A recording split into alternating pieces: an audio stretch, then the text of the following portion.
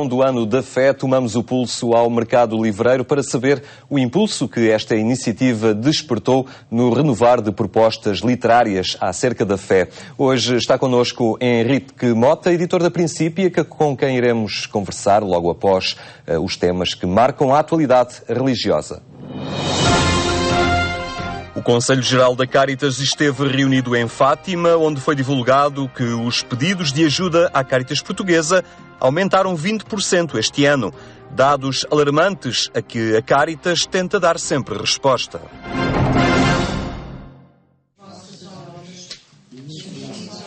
Como cristãos, entendemos que não nos é possível contribuir para o silenciamento do agravamento das desigualdades e das injustiças a que vimos assistindo. Mais do que denunciar ou reivindicar, entendemos que é o momento de não ficar indiferente e de apelar a uma solidariedade ativa que a todos implica. Um apelo determinado e revelador da preocupação e urgência com que a Cáritas responde ao constante aumento de pedidos de ajuda um pouco por todo o país. O Conselho Geral da Cáritas reuniu em Fátima para delinear a estratégia de trabalho para os próximos 3 anos. E se em 2013 os pedidos de ajuda aumentaram 20%, os próximos anos adivinham-se igualmente difíceis. O trabalho da Cáritas foi sempre qualquer coisa de imprescindível na ação pastoral da Igreja. Mas evidentemente que esta situação que o país vive é um apelo ainda mais consistente e mais sólido, não é? Para que a Cáritas seja capaz de se centralizar naquilo que é essencial e numa adesão plena àquilo que o Espírito hoje pede à Igreja, de testemunhar o amor de Deus pela humanidade, a Cáritas, como um instrumento da Igreja, pois empenhar-se concretamente, não direi na solução de todos os problemas, mas ir atenuando a resposta desses mesmos problemas. Intensificar a formação das pessoas, reforçando a aposta no programa mais próximo e assegurar a sustentabilidade da Cáritas no que diz respeito aos recursos de que necessita para responder às exigências de medidas de assistência da sua ação e promoção da criação de emprego, são 2 dos pontos presentes na estratégia para os próximos 3 anos de trabalho. Mas a missão da Cáritas passa também por promover mudanças no estilo de vida e no pensamento das pessoas. Passa por uma consciência nova do sentido do bem comum, e nós vamos fazer nos próximos anos muita força neste conceito, porque é o que está a faltar neste país, a todos os níveis, a começar logo pelas classes dirigentes, o sentido do bem comum, e, portanto, fazer uma pedagogia para que se entenda melhor e que se assuma este desígnio de que à frente da economia estão as pessoas. E a economia só se entende enquanto instrumento para a construção da felicidade do ser humano. Uma missão que ultrapassa fronteiras. Além do amplo apoio aos portugueses, a Cáritas olha também para os mais necessitados pelo mundo fora. Exemplo disso é a campanha de recolha de donativos para ajudar as populações das Filipinas, atingidas pelo tufão Aya. Além da recolha de fundos, a Cáritas promove a celebração de uma missa de sufrágio pelas vítimas, amanhã, quinta-feira, na Igreja de Santa Isabel, em Lisboa, às 19h. Uma Eucaristia que será presidida pelo Patriarca de Lisboa, Dom Manuel Clemente. A tendência normal... A sua ação pastoral, os textos e uma linguagem clara e direta deixaram marcas na Diocese de Aveiro, que prestou agora homenagem ao seu anterior bispo, Dom António Marcelino.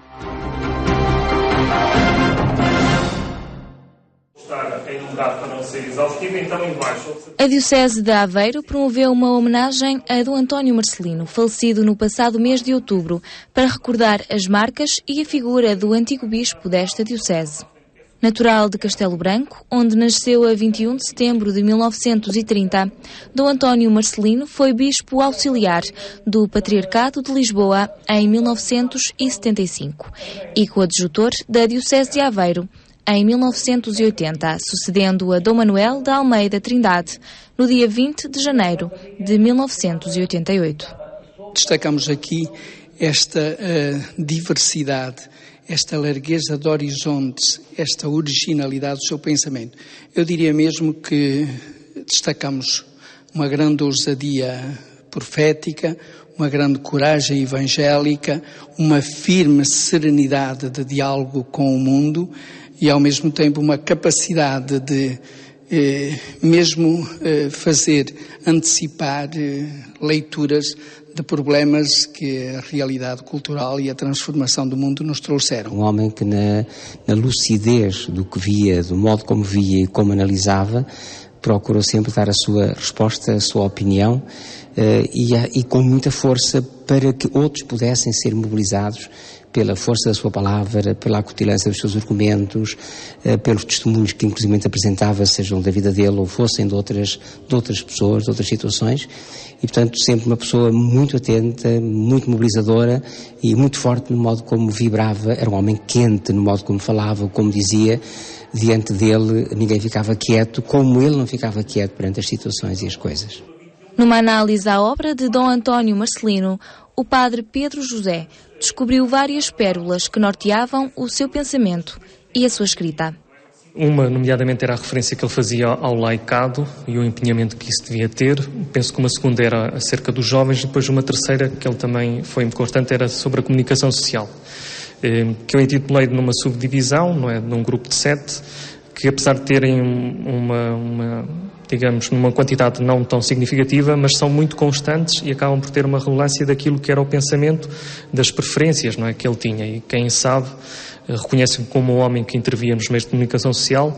Ele sempre procurava comprometer os cristãos na vida da Igreja e também na vida do mundo. Ultimamente ele, como membro da Comissão Episcopal da Educação Cristã, tinha a sua responsabilidade da Escola Católica e reunia todos os meses com um grupo que nós chamávamos o grupo de reflexão da Escola Católica, em que nós vimos bem as preocupações dele nesse sentido, quer dizer, que era a altura de aproveitarmos esse espaço de evangelização para podermos ajudar as crianças a crescerem e os pais a comprometerem-se mais nessa educação.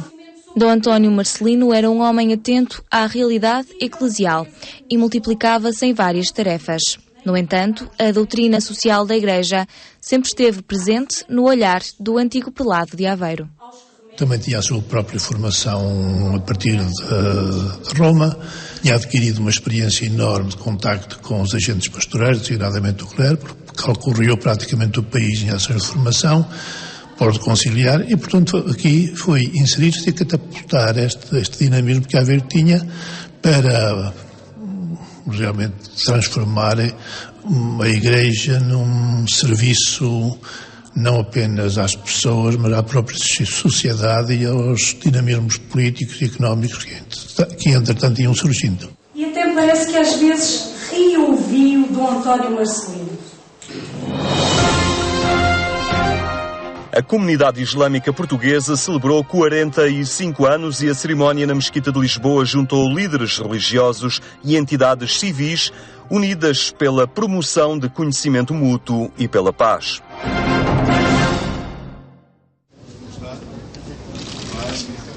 A celebrar quase meio século de presença em Portugal, a comunidade islâmica reuniu na sua mesquita central, em Lisboa, personalidades de várias religiões e entidades civis, entre elas o primeiro-ministro português.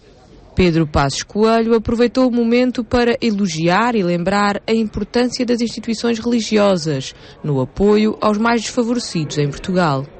Não posso deixar de felicitar e agradecer o contributo cívico e solidário que as organizações religiosas ou de inspiração religiosa têm dado em Portugal nestes anos de crise que agora começamos a ultrapassar.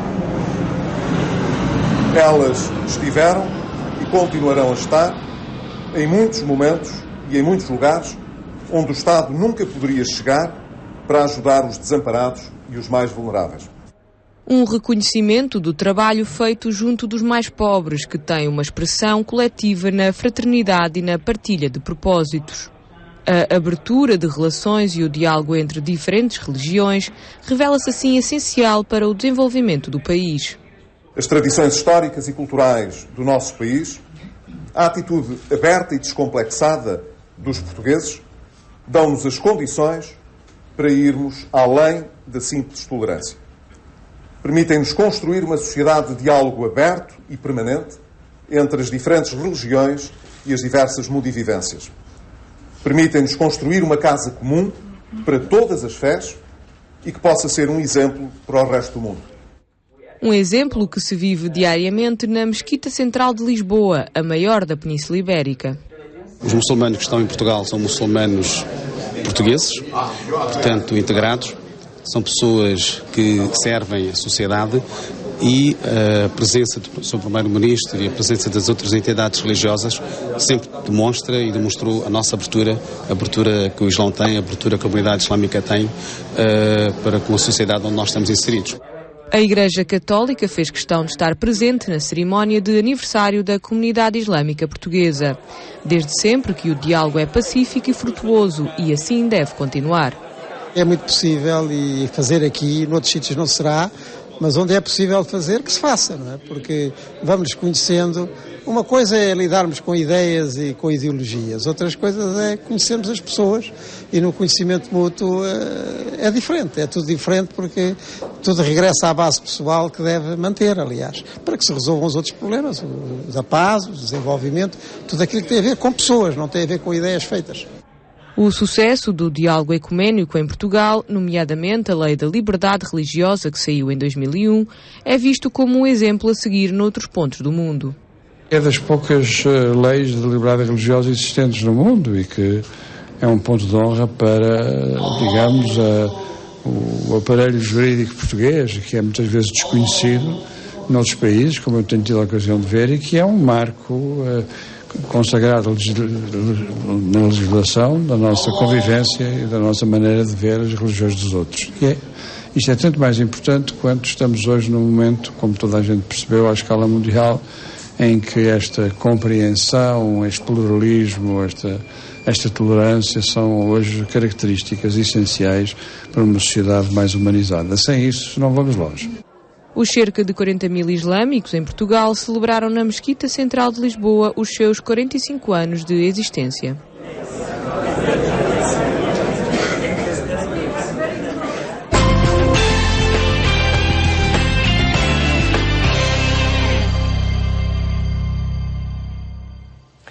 Acontecimentos em atualização constante em agência.eclesia.pt. Agora, as edições que têm chegado às livrarias a propósito deste Ano da Fé. Henrique Mota, a editora Princípia, é uma das casas de publicações que tem estado particularmente atenta a este Ano da Fé. De que forma é que esta iniciativa do Papa Bento XVI, na altura, mobilizou o vosso esforço, a vossa atuação, no sentido de dotarem também a vossa montra, entre aspas, de novidades a este respeito? Sim, foi um impulso importante para a nossa chancela Lucerna, onde publicamos as obras de natureza religiosa, digamos assim, e que desde o início, com a publicação do terceiro volume do Jesus de Nazaré, abria a infância de Jesus, começámos publicando logo nessa altura este terceiro volume do Jesus de Nazaré, na altura com uma novidade que foi um audiolivro também, que foi, segundo os comentários que tivemos, muito útil a pessoas com dificuldade para ler em livro. Começa a haver apetência, ao fim e ao cabo, e gente a solicitar estes suportes nas publicações? Parece-nos que sim, que nós fizemos esta experiência em conjunto com a Rádio Renascença e os comentários que tivemos na editora foram muito positivos e, portanto, não excluímos vir a fazer no futuro mais audiolivros de alguns dos livros mais importantes que venhamos a publicar. Este livro de Bento XVI fecha uma trilogia, não é? Exatamente. Das suas publicações em torno do Jesus de Nazaré. Exatamente, foi com ele que abrimos o Ano da Fé, é com ele que se encerrou esta trilogia sobre Jesus de Nazaré pelo Papa Bento XVI, mas também por Josef Ratzinger. Aliás, o livro é assinado com os dois nomes. E é um livro que volta a estar em cima da mesa com grande atualidade nesta altura do ano, porque, precisamente, é um livro sobre a infância de Jesus. Um impulsionador também, um adepto da nova evangelização, Patriarca de Lisboa, Dom Manuel Clemente, um nome que também motiva uma novidade literária que irá recentemente, que vai ser lançada agora, não é? Exatamente. Este será um livro que estará nas livrarias na segunda quinzena de novembro. Chama-se O Evangelho e a Vida, de Dom Manuel Clemente. Corresponde à apresentação de meditações sobre o Evangelho de domingo para todos os domingos do ano A. Portanto, será uma outra trilogia, porque faremos um livro para cada um dos 3 anos. Começamos naturalmente com o ano A, que é aquele que começa neste próximo advento, em que o Patriarca de Lisboa, em que se retomam as meditações que o Sr. Dom Manuel Clemente foi fazendo na Rádio Renascença ao longo de 12 anos num programa chamado Dia do Senhor.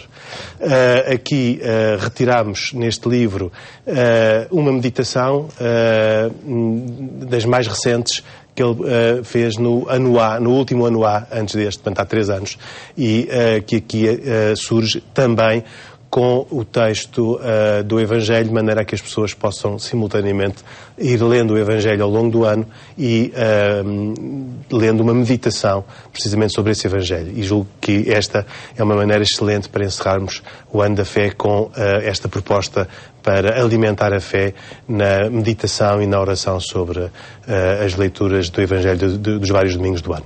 Já falámos do Papa Bento XVI.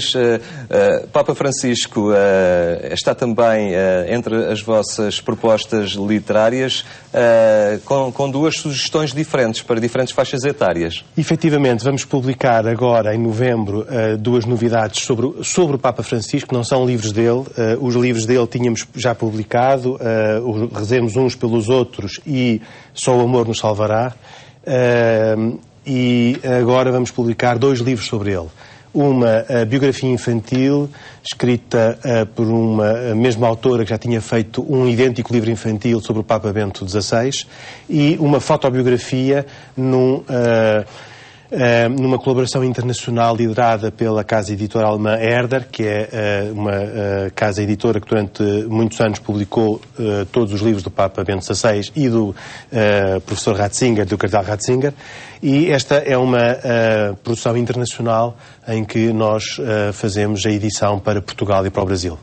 E neste ano da fé tem também a proposta das orações da nossa fé, um pequenino livro, mas muito útil para quem se propôs caminhar mais intensamente neste ano dedicado à fé. É verdade, temos 2 pequenos livros com 2 histórias diferentes. As orações da nossa fé, que referiu, é um livro de orações que foi preparado por sugestão e necessidade da Vigararia de Cascais, quando a imagem peregrina de Nossa Senhora esteve há 15 dias a visitar a Vigararia, e este foi um livro que preparámos também a pensar em todos aqueles que iriam estar nas muitas ocasiões de acolhimento da imagem peregrina Nossa Senhora de Fátima, e publicámos também este outro livro de Bento XVI, chamado Pensamentos sobre a Fé, onde estão recolhidos vários pequenos textos do Papa Bento. Aliás, este é um livro, entre muitos outros desta coleção, sobre pensamentos do Papa,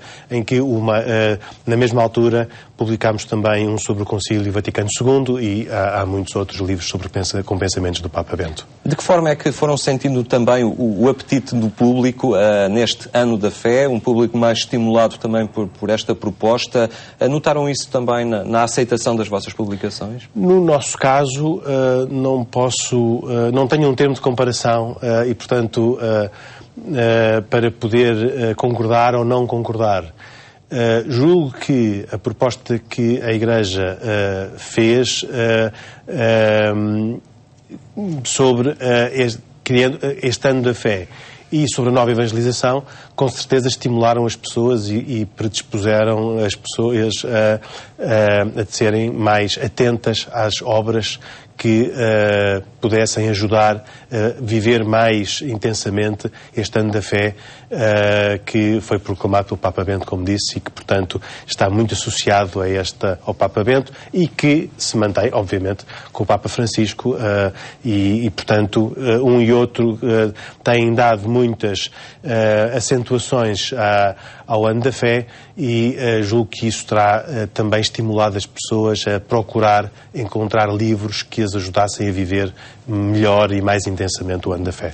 Temos aqui propostas em papel, um audiolivro, também se fala muito já, agora com a invasão dos tablets, das propostas digitais, dos livros em formato digital, estão também a avançar nesse campo? Sim, muitos destes livros estão também em e-book, a Infância de Jesus está em e-book, aliás, quando tive a oportunidade de oferecer ao Papa Bento XVI os livros, levei-lhe as 3 versões, em papel, em audiolivro e em e-book.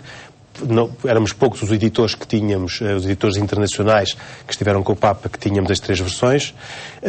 O livro do Sr. Dom Manuel Clemente vai também ter uma versão e-book que estará disponibilizada ainda antes do Natal, se tudo correr como está previsto, e vários outros, como os do Papa Francisco, Rezemos uns pelos outros e Só o Amor nos Salvará, também tiveram uma versão e-book. Todavia, é ainda hoje uma versão com um número de utilizadores muito reduzido. Muito reduzido, no nosso país. Certamente com tendência a aumentar gradualmente com os tempos. E por isso estamos também interessados e preocupados em poder ter os livros mais significativos, em disponibilizá-los já, mesmo quando ainda há procura, é muito escassa, mas disponibilizá-los já para aqueles que assim preferirem ler os livros possam também encontrá-los nesse suporte. Muito bem, Henrique Mota, obrigado por ter estado hoje aqui no programa Eclésia. A oportunidade do Ano da Fé para gerar um conjunto de novidades no mercado de publicações que, assim, constituem um contributo significativo para o crescimento na fé, em linha com o propósito do próprio Ano da Fé. Amanhã será a vez da Paulinas Editora. Ficamos por aqui. Tenha então uma boa tarde. Até amanhã, se Deus quiser.